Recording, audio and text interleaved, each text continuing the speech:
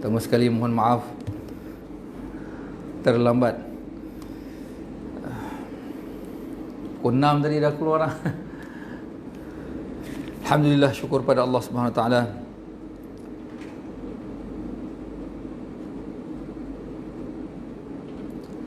Bismillahirrahmanirrahim. Alhamdulillahi rabbil alamin wal aqibatu lil muttaqin. Wassalatu wassalamu ala sayyidil anbiya'i wal mursalin wa ala alihi wa ashabihi ajma'in. Subhanaka la ilma lana illa ma 'allamtana innaka antal alimul hakim. Rabbi shrah li sadri wa yassir li amri wahlul 'uqdatam min lisani yafqahu qawli. Amma ba'd. وقد قال الله تعالى في القرآن الكريم بعد أعوذ بالله من الشيطان الرجيم والسابقون الأولون من المهاجرين والأنصار والذين اتبعوهم بإحسان رضي الله عنهم ورضوا عنه وقال النبي صلى الله عليه وسلم أصحابي كالنجوم بأيهم اقتديتم اهتديتم وقال النبي صلى الله عليه وسلم عليكم بسنتي وسنة الخلفاء الراشدين المهديين أو كما قال عليه الصلاة والسلام. Alhamdulillah, syukur pada Allah diberikan lagi peluang untuk berada di alam dunia ini, dan nikmat ini sebenarnya akan benar-benar kita rasai, bukan sekadar kita boleh bersama dengan keluarga kita, makan, minum dan sebagainya. Bahkan inilah satu-satu masa untuk kita membuat persiapan bertemu dengan Allah Subhanahu Wa Taala, iaitu dengan membawa ad-din, iaitu agama. Sebab itu salah satu daripada nama hari akhirat ialah Yaumuddin. Yang hari-hari kita sebut Maliki Yaumiddin, Allah pemilik kepada hari agama. Kerana di sana semua perkara tak laku. Duit ke, harta benda ke, pangkat ke, darjat ke, apa-apa perkara pun tidak akan diterima di sana kecuali agama. Dan agama yang macam mana? Inna ad-dina 'indallahil Islam. Hanya Islam sahaja yang diterima oleh Allah. Islam yang macam mana? Islam yang dibawa oleh Nabi. Bukan Islam dalam takrifan seseorang, tapi yang dibawa oleh Nabi. Hingga Nabi sebut, la yu'minu ahadukum hatta yakuna hawahu tab'an lima ji'tu bih. Tidak sempurna iman seseorang di kalangan kamu selagi mana keinginannya pun tidak mengikuti apa yang aku bawa, iaitu agama, syariat ini, ya. Dan Allah Ta'ala bukan sahaja datangkan Nabi sebagai contoh, bahkan Allah datangkan juga pengikut baginda sallallahu alaihi wasallam yang begitu hebat, iaitu para sahabat ridwanullahi alaihim ajma'in, yang Allah Ta'ala sebut dalam Quran, Allah redha dengan mereka kesemuanya, tak kira lelaki, perempuan, tua, muda, miskin, kaya. Semua para sahabat, bila kita sebut nama mereka, kita sebut dengan radhiyallahu an. Kalau yang seorang lelaki, anhu. Seorang perempuan, anha. Dua, anhuma. Ramai, anhum. Kan, sesuai dengan tata bahasa Arabnya lah. Tapi semua bermaksud bahawa Allah telah redha dengan mereka, Allah gembira dengan mereka. Sedangkan keridaan itu ataupun sukanya Allah Ta'ala pada seseorang, pengistirahannya ataupun pengumumannya hanya akan dibuat lepas masuk syurga nanti. Tapi bagi para sahabat, masa mereka hidup di dunia, Allah dah beritahu, kan? Wa ridwanum minallahi akbar. Dan di tempat yang lain Allah Ta'ala beritahu, perkara yang paling besar kurniaan Allah terhadap seseorang adalah keridaannya ataupun sukanya Allah, gembiranya Allah dengan seseorang. Sebab itulah Nabi kata, sahabat aku umpama bintang. Mana pun mana yang kamu ikut, kamu akan sampai kepada tujuannya, iaitu kamu akan mendapat petunjuk. Kan? Contoh yang dekat secara amalinya ataupun untuk kita tiru. Walaupun baginda adalah ikutan utama, tetapi dari sudut keadaan, jenis dan sebagainya. Di kalangan manusia ni berbagai. Contohnya, tak ada Nabi di kalangan perempuan, wanita, tapi Allah datangkan pengikut Nabi wanita yang semua pun juga berjaya. Tak ada Nabi yang kanak-kanak, tapi ada sahabat Nabi yang Allah wujudkan daripada kalangan kanak-kanak. Ya. Jadi kehidupan para sahabat adalah sangat penting. Bahkan ulama kata ia sebahagian daripada akidah kita, kepercayaan kita. Seperti mana yang kita selalu sebut Ahlus Sunnah wal Jamaah. Apa makna jemaah tu? Iaitu jama'atus sahabah, kan? Dan jama'atul ummatul muslimah. Ya. Jadi sebab itulah ada cabaran kat situ. Bahkan sudah sekian lama satu fitnah yang timbul, iaitu yang tak nak ikut sahabat. Bahkan yang mentuhmah para sahabat, kan? Yang menuduh para sahabat. Sedangkan tak ada apa pun yang kita amalkan hari ini, sama ada berbentuk akidah, hatta asas iaitu Islam itu sendiri, Quran, kesemuanya melalui para sahabat radhiyallahu anhum, kan? Cuma Quran tu kita katakan bahawa melalui yang mana tingkatan darjat sesuatu nas ataupun hujah dalam Islam itu bergantung kepada sanadnya lah. Kalau Quran semua mutawatir, makna satu jumlah yang besar pada setiap zaman ataupun setiap daripada rantaian sampainya sesuatu perkara itu satu jumlah yang ramai, hingga mustahil untuk mereka itu bersepakat dalam pembohongan. Dan banyak sekali kisah dalam kehidupan para sahabat ni yang kita boleh ambil iktibar, kan? Jadi ni satu dua menjak ni, ya, dalam beberapa bulan ni kita menghadapi ujian. Bukan saja kita, bahkan seluruh dunia merasainya lah sampai sekarang, kan? Tentang penyakit, tentang ancaman itu, ancaman ini. Satunya ialah perkara ni bukan perkara baru, kan? Memang dah pernah wujud. Bahkan zaman Nabi, iaitu zaman para sahabat pun pernah berlaku. Dan memang Islam ni agama yang sempurna. Telah Allah Ta'ala jelaskan apa yang patut dilakukan. Mungkin 100% seumpamanya tidaklah, tetapi ada perumpamaan ataupun cara-cara yang telah ditunjukkan oleh Nabi dan juga para sahabat. Ya.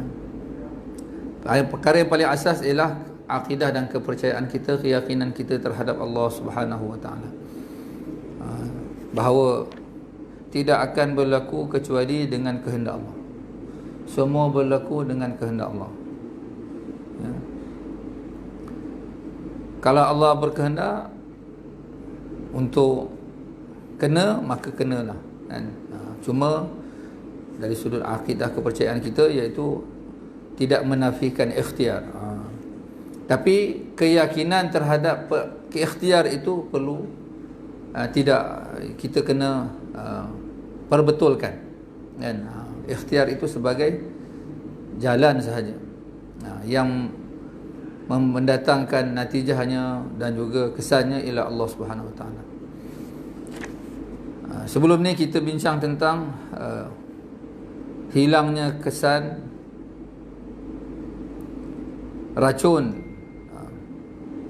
Makna salah satu benda yang mana kita tahu bahawa perkara yang sangat bahaya, iaitu racun, penyakit dan macam-macam lagi, ya. Kalau Allah berkehendak, maka dia tidak akan memberi kesan walaupun sekuat mana sekalipun. Baginda sallallahu alaihi wasallam sendiri pernah diracuni, tapi Allah Ta'ala tak izinkan ia memberi kesan, maka tidak berkesan dia. Sayyidina Abu Bakar radhiyallahu anhu pernah kena dipatuk ular, kan? Dan macam-macam lagi, ya. Baik, malam ni saya nak kongsikan zihabul asril har wal bar, itu hilangnya kesan panas dan juga sejuk.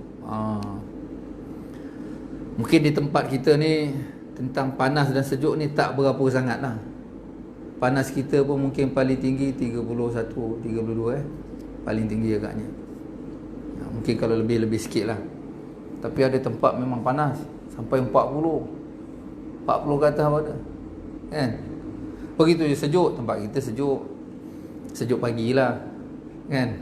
Kalau pergi Cameron Highland, Genting Highland atau tempat land tinggi-tinggi ni, adalah sejuk sikit, kan? Atas bukit, atas gunung.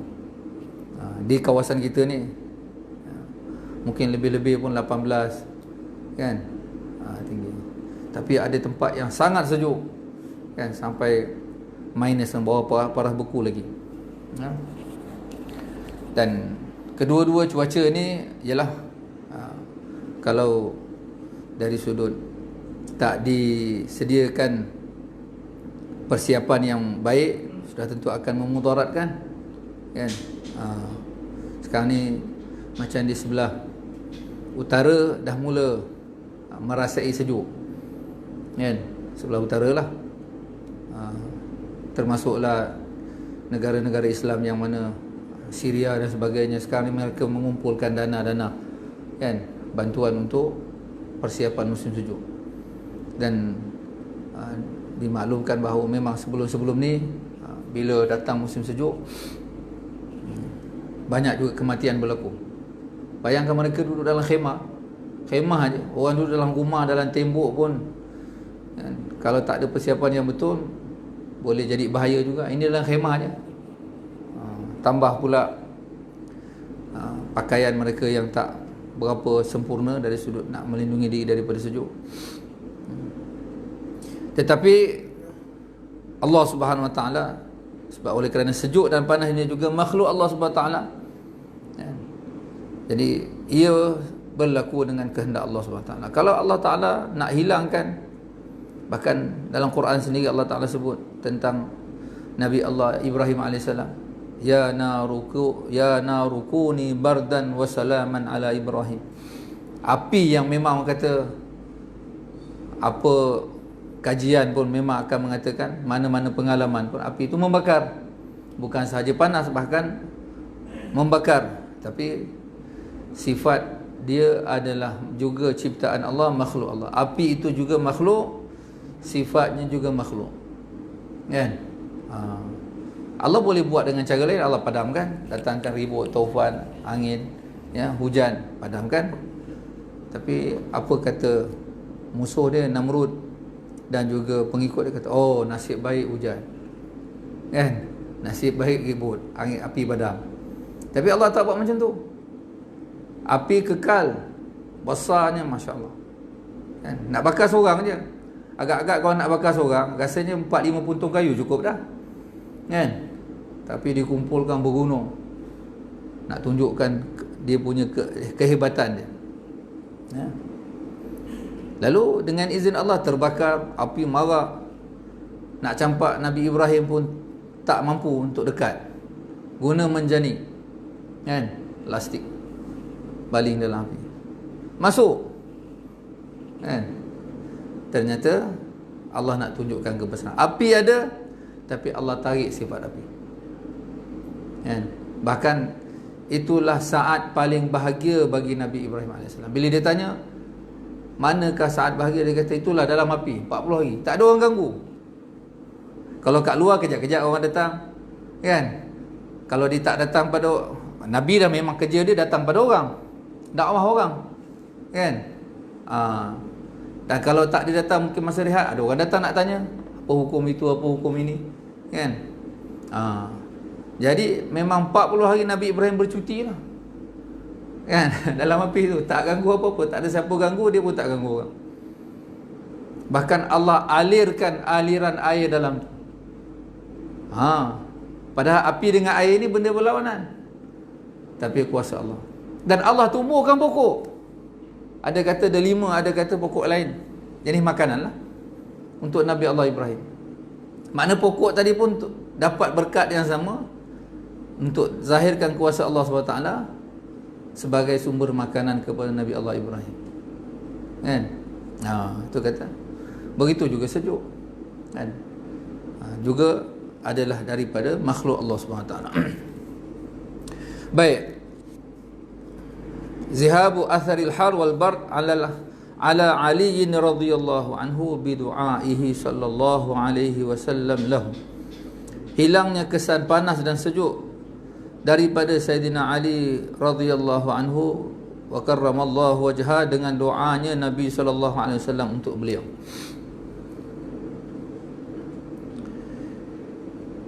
Diriwayatkan oleh Ibnu Abi Syaibah dan juga Imam Ahmad dan Ibnu Majah dan juga Imam Bazzar dan Ibnu Jarir, dan kesemuanya mereka ini mensahihkan riwayat ini, dan Imam Tabarani dalam kitab Al-Awsat, begitu juga Imam Al-Hakim dan Imam Baihaqi dalam kitab Dalail Nubuwah daripada Abdurrahman bin Abi Layla. Beliau berkata, bahawa satu masa saya melihat beliau berkata bahawa ini Abdurrahman bin Abi Layla ini, itu beliau adalah seorang daripada tabi'i yang mana sempat bersama dengan dalam zaman Sayyidina Ali, khilafah Sayyidina Ali radhiyallahu anhu. Sayyidina Ali jadi khalifah, beliau masih ada pada zaman itu. Boleh kata bahawa Sayyidina Ali radhiyallahu anhu kebiasaannya akan keluar daripada rumahnya pada musim yang sangat sejuk dalam pakaian yang menggunakan satu helai sahaja, dan juga sepasang baju yang begitu nipis sekali. Dia ada cadar, dia ada selendang yang dia guna pakai, dan selendang itu pun nipis, dan sepasang pakaiannya juga nipis. Bahkan bukan hanya dipakai semasa musim sejuk dan musim panas juga. Bahkan kadang-kadang di musim panas beliau memakai pakaian yang tebal pula. Terbalik. Musim sejuk pakaian nipis, musim panas pakaian yang tebal, dan kadang-kadang pakaian yang sama. Kalau biasa orang dia ikut musim. Itu saya kata tempat kita ni tropika kan. Memang Allah Ta'ala punya nikmat jugalah sebenarnya.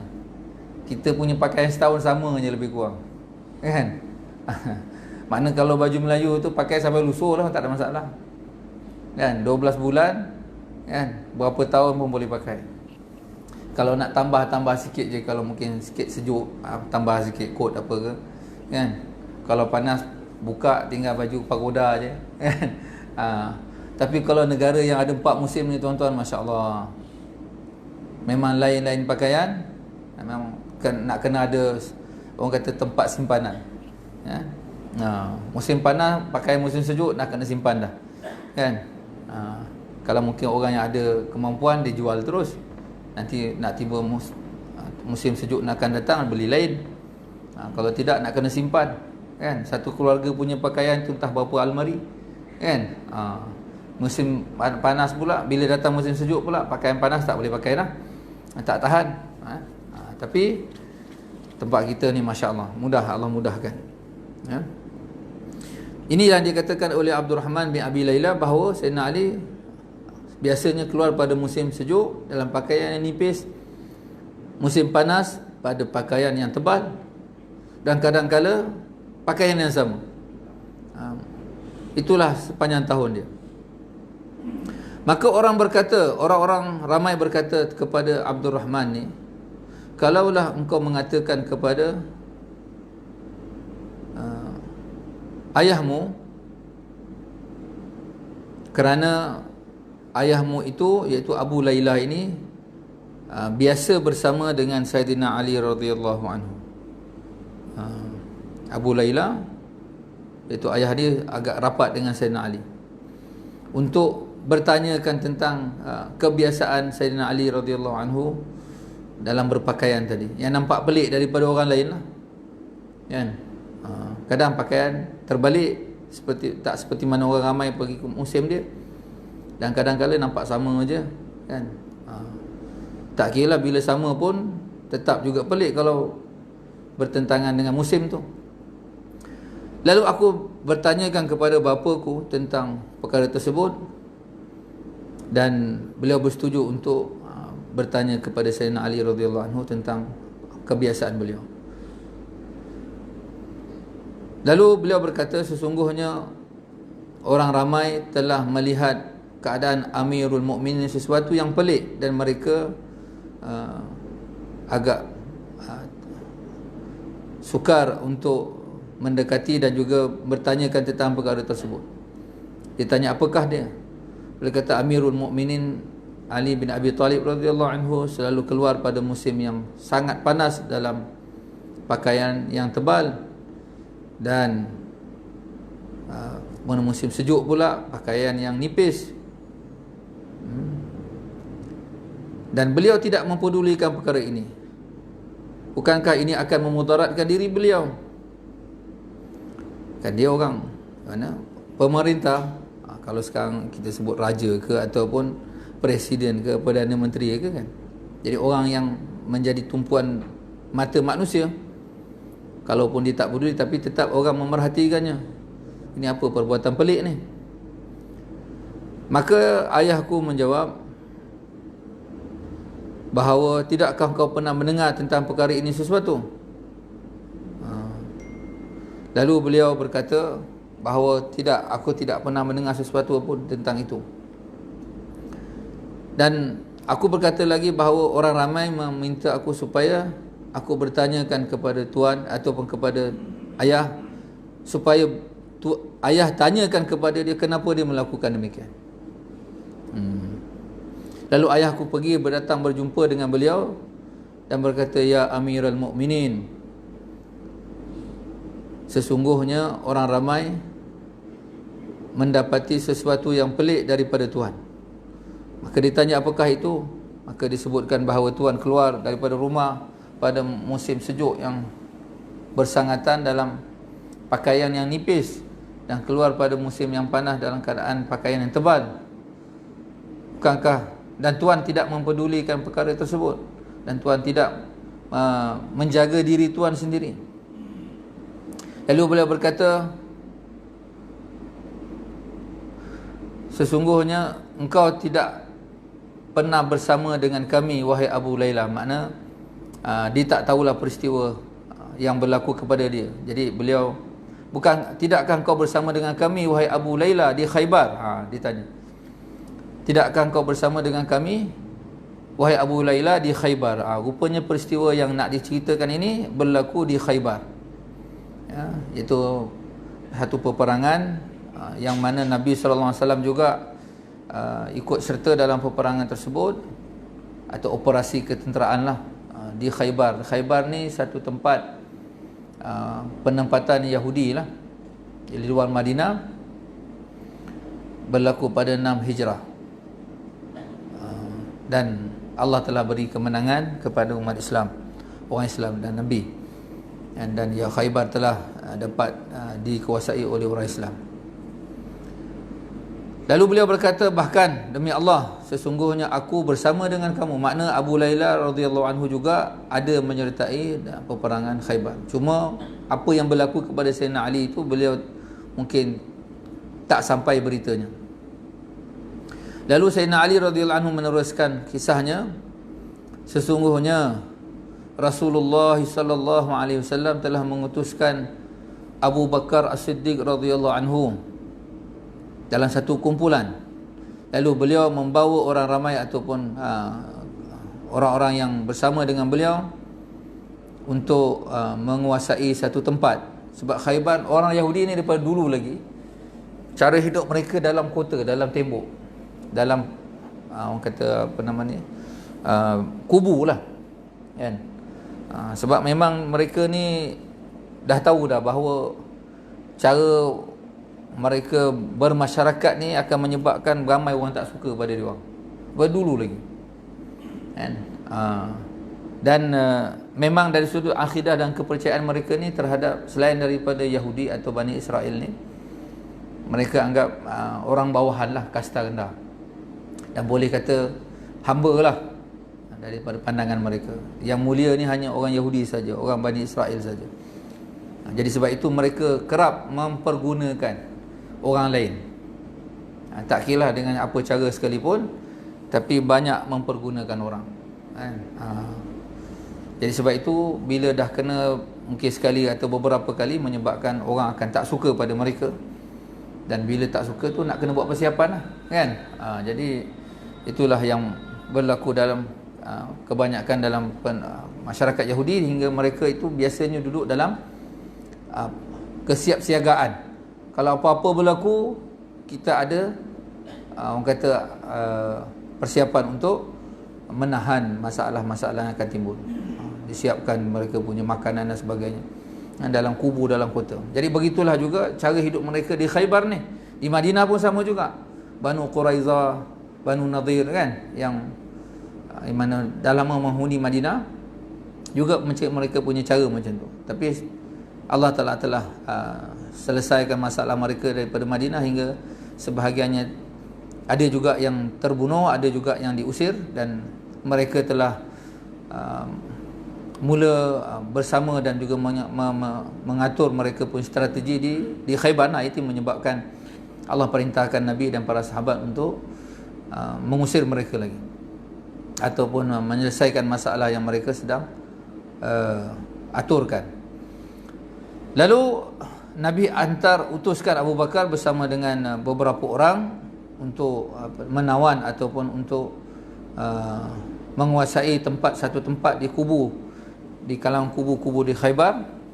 Tetapi beliau telah tidak berjaya ataupun tidak mampu untuk menembusi kubu tersebut dalam tempoh beberapa lama, hinggalah Sayyidina Abu Bakar radhiyallahu anhu balik kepada Nabi sallallahu alaihi wasallam dan menyatakan bahawa beliau tidak dapat mampu untuk menembusi kubu tersebut.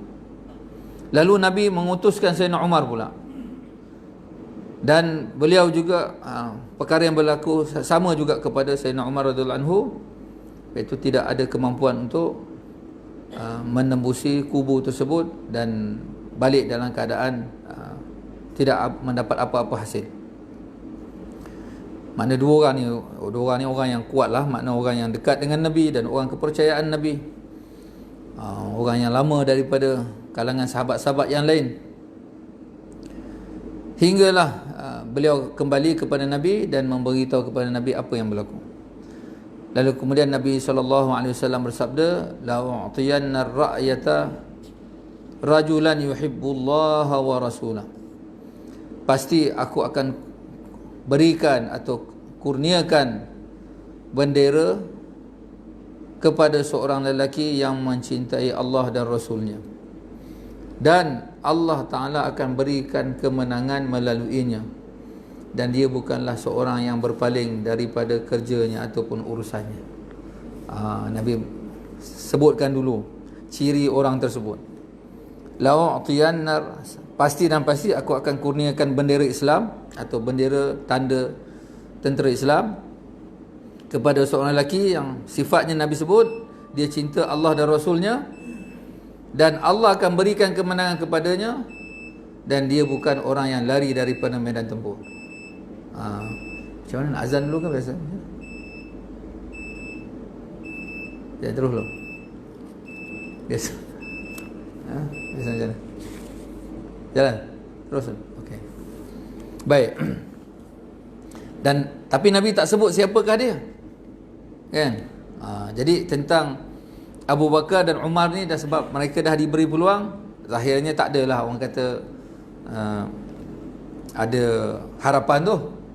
Cuma yang lain-lain tu kata mungkin saya kan, sebab memanglah kita tak dinafikan semua sahabat Nabi SAW mencintai Allah dan Rasul, kan. Cuma berita gembira yang Nabi beritahu, yaftahullahu lahu, Allah akan berikan kemenangan melaluinya. Ini satu berita gembira, kan. Sebab memang ni siapa yang Allah menangkan, dia akan menang lah. Lalu tak lama kemudian Nabi SAW telah mengutuskan orang untuk menjemputku, dan aku telah datang kepada baginda SAW sedang ketika itu aku mengalami sakit mata. Dan Nabi SAW telah meludahi mataku. Dan Nabi masuk ludah menggunakan air liur baginda untuk kenakan pada mata aku. Dan disebabkan itu Allah Ta'ala telah sembuhkan mata aku, terus baik. Dan Nabi berdoa, Allahumma kfihil harra wal barda, ya Allah cukupkan untuknya daripada panas dan sejuk. Ini doa Nabi untuk beliau. Bukan saja satu keperluannya yang sakit mata Allah Ta'ala sembuhkan, di samping itu Allah Ta'ala juga, Nabi juga mendoakan kepada beliau supaya Allah mencukupkan kepada beliau daripada panas dan sejuk. Dan kata Sayyidina Ali radhiyallahu anhu lagi, fama azani ba'dahu hurrun wala bard, selepas daripada itu tidak pernah lagi mana-mana cuaca sejuk ataupun panas ataupun sejuk yang menyakiti saya ataupun yang memudaratkan saya. Mana tak rasa lagi dah. Sejuk ke panas langsung tak rasa dah, kan? Sedangkan orang lain ikutlah cuaca, ikutlah keadaan, kan? Jadi itulah kata Allah nak kurniakan. Padahal kalau Nabi SAW sendiri pun masih ada merasa sepanas dan sejuk, kan? Tapi Nabi dah doakan untuk beliau khusus, kan?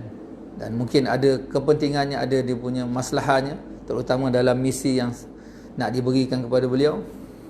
Jadi doa Nabi itu memberi kesan pada beliau seumur hidup beliau, hingga tak perlu lagi kepada apa-apa perlindungan atau persiapan menghadapi musim sejuk, cuaca sejuk maupun panas, kan? Yang biasanya kalau tak dibuat persiapan, memang akan zahirnya bila keterlaluan ataupun bersangatan akan memudaratkan.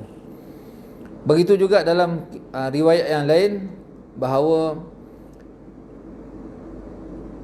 baginda sallallahu alaihi wasallam telah mengeluarkan air liur beliau di tangan dan menyapunya kedua mata saya. Itu makna tak adalah orang kata terus ludah di mata, kan?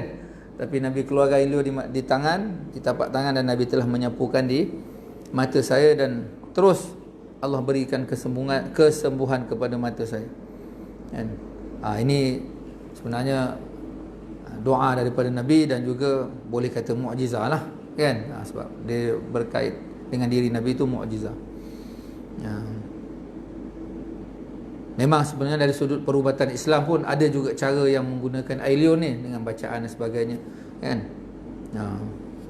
Ada satu hadis tu Nabi mengajar doa bila ada kesakitan di mana-mana tubuh badan, maka gunakan air liur juga, tapi digunakan tanah, kan? Tekap di lidah, di lelangit, dan letakkan jari tersebut yang basah dengan air liur itu di tanah, dan juga kenakan pada tempat yang sakit. Baik. Kemudian baginda berdoa, Allahumma azhib anhul harra wal barda, ya Allah jauhkan daripadanya kesan panas dan sejuk. Kalau tadi riwayat tadi lafaz yang disebutkan Allahumma kfihi, ya Allah cukupkan untuknya. Di sini dengan lafaz azhib, iaitu hilangkan daripadanya sejuk dan panas dan sejuk. Makna tak rasa dah. Sejuk ke panas dah tak rasa. Macam cuaca tropika je. Macam duduk tempat kita lah, kan? Padahal kalau di sana tu memang kalau musim panas dia memang panas sangat. Kalau sejuk pun boleh tahan juga, kan?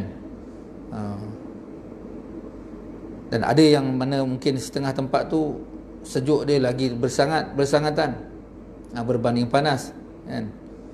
Macam di kawasan Mekah, Madinah ni, atau dan sekitarnya mana tanah Hijaz ni, lebih kepada panas lah, lebih panas. Tapi sejuk, Masya Allah, boleh tahan juga, kan? Kalau tak ada persiapan pun tak tahan juga orang, nak pula kalau kita orang-orang belah duduk di kawasan tropika ni, memang lagilah tak tahan. Tambah pula dengan orang kata kalau sejuk tu dia, orang kata kulit jadi kering dan merekah sebagainya, Demikian kemudian kata Ali radhiyallahu anhu lagi, demi zat yang telah mengutus baginda sallallahu alaihi wasallam dengan hak, ma wajadtu liwahidin minhuma azan hatta as-sa'ah. Tidaklah aku mendapati daripada mana-mana kesan sejuk ataupun panas yang memudaratkan sehinggalah pada saat ini. Ya, makna tak ada lagi siapa pun.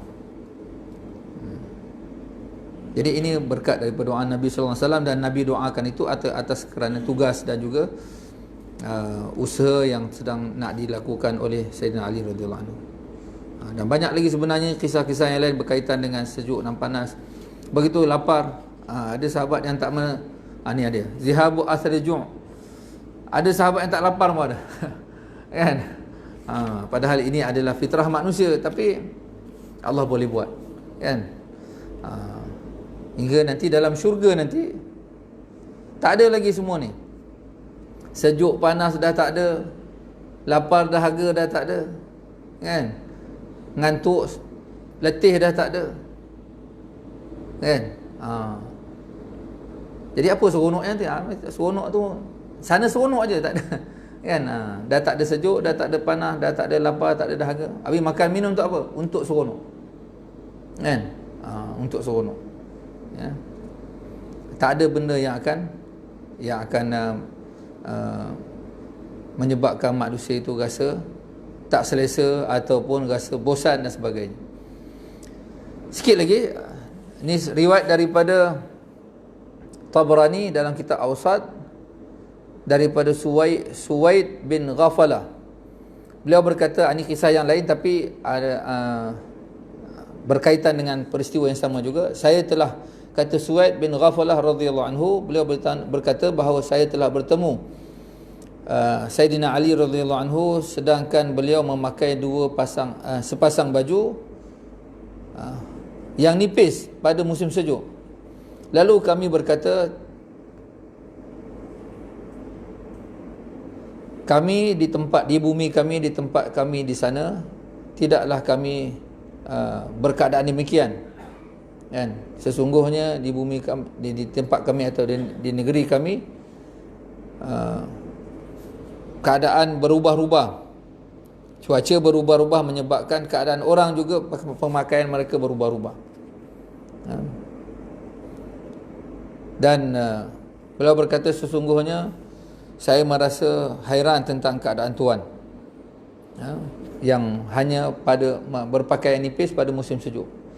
Lalu beliau menceritakan bahawa Rasulullah SAW telah mengutuskan saya ke Khaybar, dan aku berkata sesungguhnya aku dalam keadaan sakit mata.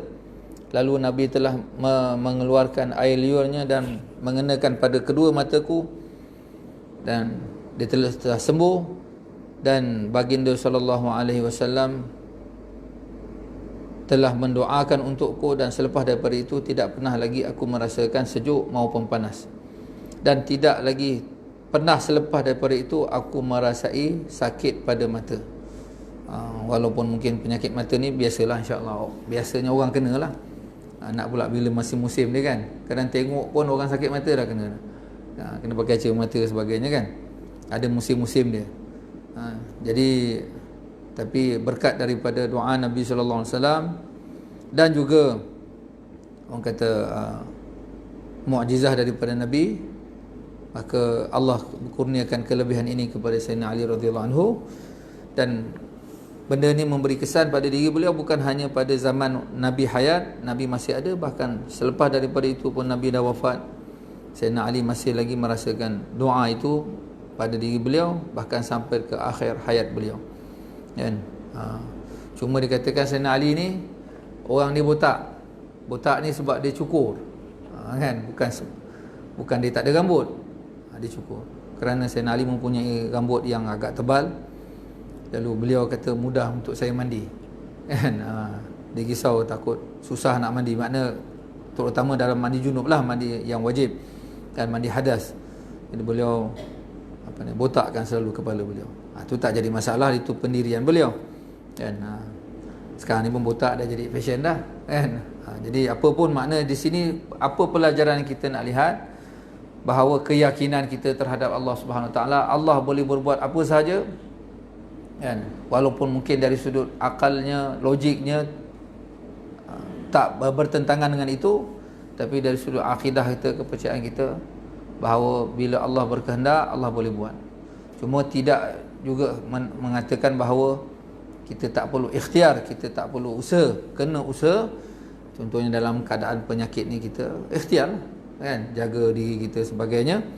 Dalam masa yang sama, akidah kepercayaan kita bahawa Allah kalau berkehendak macam mana pun kena kan.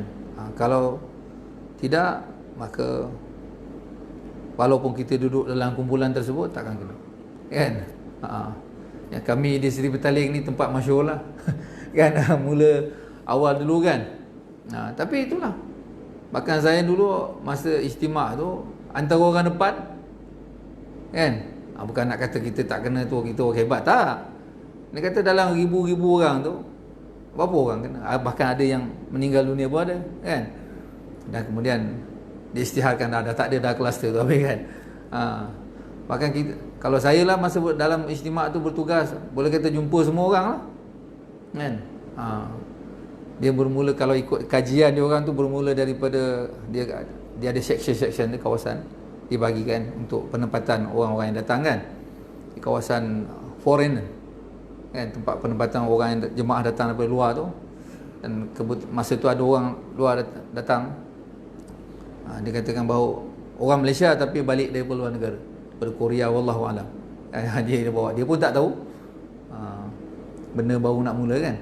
Jadi kawasan tu memang saya keluar masuk pergi jumpa. Tapi itulah kata, bahkan anak saudara saya, dia pergi satu kenderaan, datang satu kenderaan dalam 8 orang, semua kena, dia seorang tak kena. 2 kali 3 kali swab test pun tak ada apa kan. Kita risau juga sebab dia anak buah ni, dia khidmat dengan orang tua saya kan. Tapi alhamdulillah kan. Itu kata semua daripada Allah SWT. Cuma ikhtiar kita buatlah kan. Sekadar yang mana telah diberitahu oleh pihak pemerintah kan. Cuma dalam masa yang sama kita doa pada Allah SWT. Jadi dari sudut ikhtiar zahir, ikhtiar batin juga, ataupun ikhtiar dari amal juga penting. Doa pagi petang, bismillahilladzi la yadhurru ma'asmihi syai'un fil ardi wala fis sama' wa huwas sami'ul alim, 3 kali pagi petang. 3 qul pagi petang. A'udzu bikalimatillahi tammati min syarri ma khalaq. Ni doa ni pun jaga kan, bukan sahaja dari sudut penyakit yang sedang menular ni, bahkan semua perkara-perkara yang mungkin memudaratkan dan sebagainya, insya-Allah untuk menjaga diri kita. Dan bila Allah Taala jaga, insya-Allah kan, tak ada apa yang boleh memudaratkan kita. Sebab kita tak tahu kan. Ini benda ni disebut-sebut. Bahkan kalau kita lihat penyakit-penyakit lain pun ada. Bahkan begitu baru ni pun, denggi punya kes lagi tinggi sebenarnya kan. Tapi itulah sebab benda ni sedang menular kan. Jadi kita anggap benda tu isu besar. Cuma kita tetap menjaga-jaga, insya-Allah. Mudah-mudahan Allah Taala selamatkan kita, keluarga kita, umat Islam semua. Dan Allah Subhanahu Taala sentiasa memberikan taufik dan hidayah pada kita untuk buat perkara yang Allah Taala suka. Wallahu a'lam, insya-Allah. Ada apa-apa nak tanya?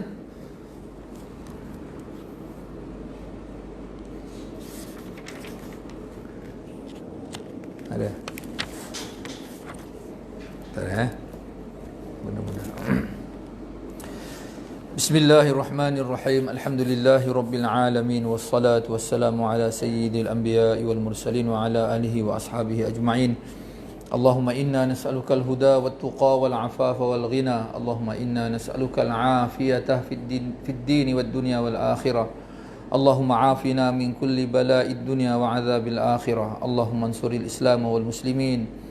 Allahumma a'izzal islam wal muslimin. Allahumma ansur man nasara dina Muhammadin sallallahu alaihi wasallam waj'alna minhum. Wa sallallahu ala nabiyil karim Muhammadin wa ala alihi wa ashabihi ajma'in. Subhana rabbika rabbil izzati amma yasifun wa salamun alal mursalin walhamdulillahi rabbil alamin. Amin. Subhanallah bihamdihi subhanakallah. Asyhadu an la ilaha illa anta. Assalamualaikum warahmatullahi wabarakatuh. Terima kasih Pak Ustaz. Ustaz Khalid. Ada sedikit kongsi dengan tuan-tuan. Memandangkan seminggu 2 minggu lepas ada seorang luar yang buat hal di pintu masuk sebelum masuk jemaah. Jadi saya telah telefon Tuan Afdal di Balai Polis ada IPK Sri Guru, supaya dapat menghantar anggotanya